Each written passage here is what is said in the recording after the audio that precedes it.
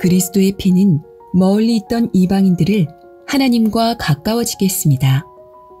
이는 지난 1500여 년간 하나님께서 맡겨주신 짐을 지고 온갖 고난을 겪은 유대인들의 입장에서는 대단히 허무한 일이었습니다. 그러나 하나님께서 그들의 조상 아브라함에게 처음부터 약속하신 것은 모든 족속이 그들로 말미암아 복을 얻는다는 것이었습니다. 이러한 하나님의 뜻이 이루어지게 하려면 유대인은 그들의 모든 공로를 내려놓고 그리스도 안에서 이방인과 화목을 이루어야 했습니다.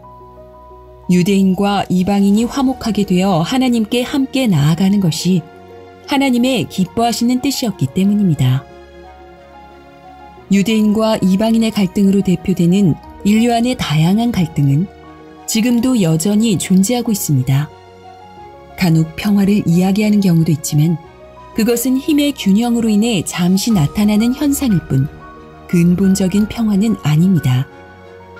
진정한 평화는 오직 그리스도께서 주인이 되신 곳에서만 존재할 수 있으니 이는 오직 그만이 평화를 파괴한 근본 원인인 죄의 담을 헐어버리신 분이기 때문입니다.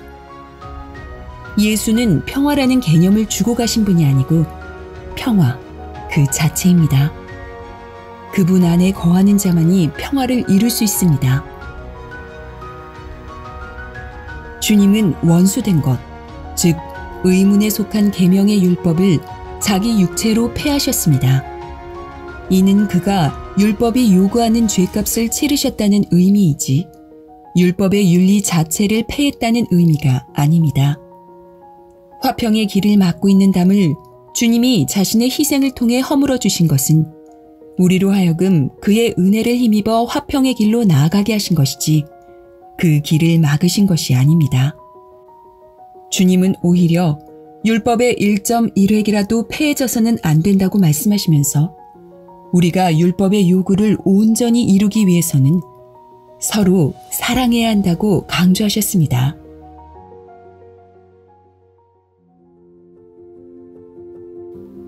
하나님을 진정 사랑한다면 사람을 무시하거나 적대시하는 자세를 버려야 합니다.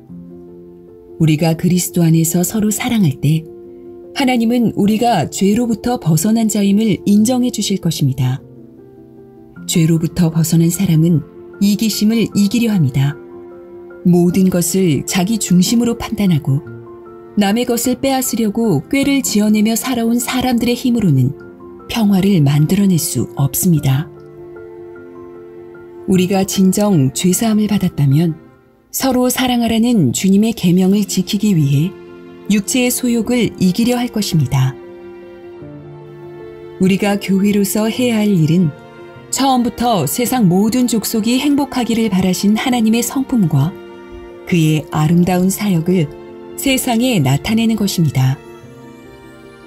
하나님은 단지 어떤 생각이나 이론으로 우리에게 다가오시지 않았습니다. 하나님의 아들이 육신이 되어 하신 모든 일이 우리에게 은혜가 되었습니다. 어느 누가 그 일들을 가리켜 영적인 일이 아니라고 할 수 있겠습니까? 지금도 마찬가지입니다. 영적인 일이란 관념적인 일을 말하는 것이 아닙니다. 말과 혀로만이 아니라 행함과 진실함으로 하나님의 사랑을 나타내야 할 책임이 우리에게 있습니다. 우리의 이기심을 버리고 주님의 공로로 화목을 이룬 교회가 됩시다. 온 교회가 하나 되어 세상에 하나님의 빛을 비춥시다.